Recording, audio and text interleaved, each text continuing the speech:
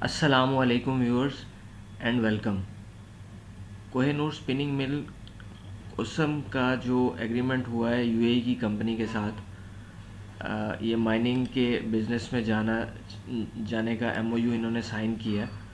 اور یہ آج جو اسے اپر لاک لگا اور پرائس تقریباً 30% سے زیادہ پلس رہی، یہ کوئی اچانک سے نہیں ہو گیا، بلکہ اس کے لیے پہلے ہی ٹیکنیکلز میں بھی اور فنڈامنٹل سائڈ پہ بھی اسٹیج سیٹ ہو رہا تھا. ایک تو یہ جو فارمیشن میں نے ڈرا کی ہے اس کا بریک آؤٹ، اور اس سے بھی پہلے یہ یہ فارمیشن تھی، اس فارمیشن کا بریک آؤٹ جو 2 روپے 10 پیسے کے ایریے میں ہوا تھا اور پھر 2.50 پہ اس نے رجسٹ کیا. اس دوران اس میں اس کی نیوز آنا شروع ہو گئی تھی کہ جی یہ مائننگ کے بزنس کا ایگریمنٹ کر رہی ہے یو اے ای کی کمپنی کے ساتھ.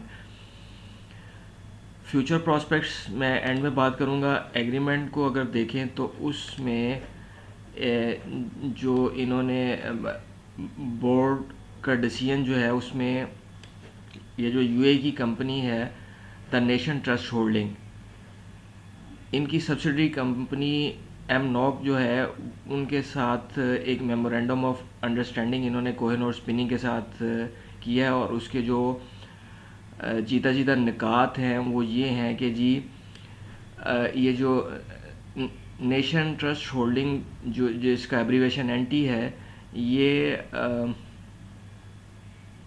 بہت ساری ویل نون کمپنیز کو جو ویلیو ایڈڈ منرلز کی سپلائی ہے وہ دیتی ہے، جس میں ایمریٹس، گلف ایلومینیم اور ایڈنوک شامل ہیں.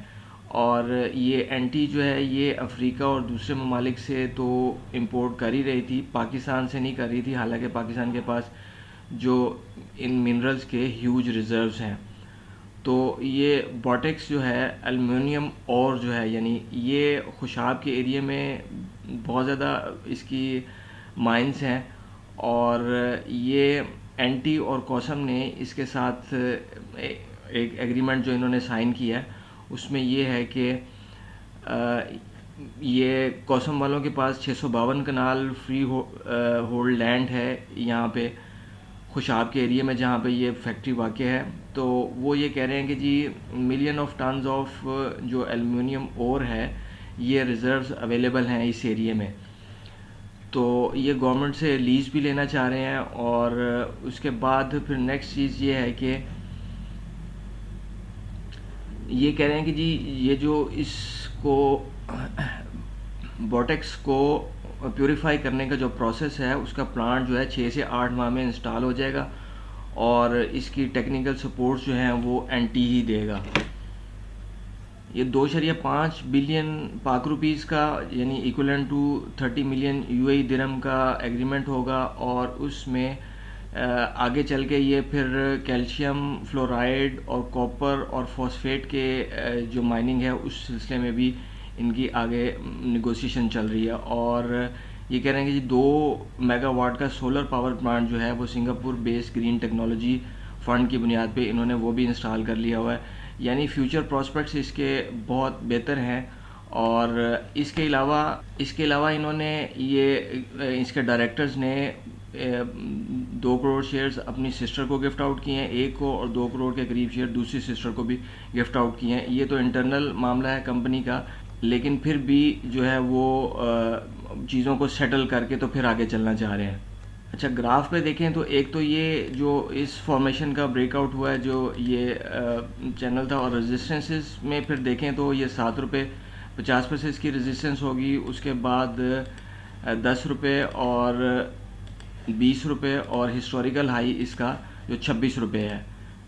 اب کمپنی ظاہر ہے اپنے بزنس کو ڈائیورسیفائی کر رہی ہے، تو اب کمپنی کوہ نور اسپننگ مل صرف نہیں رہے گی، بلکہ یہ اب ڈائیورسیفائی بزنس کر کے ایک اچھی خاصی انویسٹمنٹس کے ساتھ اپنے ہسٹوریکل ہائی کی طرف ٹریول کر سکتی ہے.